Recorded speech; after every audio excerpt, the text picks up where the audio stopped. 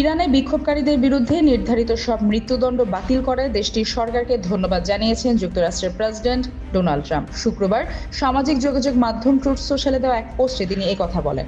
Trump লেখেন, আমি অত্যন্ত সম্মান জানাই যে ইরানের নেতৃত্ব গতকাল নির্ধারিত সব ফাঁসি বাতিল করেছে। এর আগে বিক্ষোভ দমনে কঠোরতা অব্যাহত থাকলে গুরুতর পরিণতি হবে বলে ইরানকে সতর্ক করেছিলেন ট্রাম্প। তার এই মন্তব্যের পরে মৃত্যুদণ্ড বাতিলের খবর সামনে আসে। এদিকে বৃহস্পতিবার হোয়াইট হাউস জানায়, ইরান বিষয়ে যুক্তরাষ্ট্রের সব নীতিগত সিদ্ধান্ত সরাসরি প্রেসিডেন্ট ট্রাম্পই নিচ্ছেন।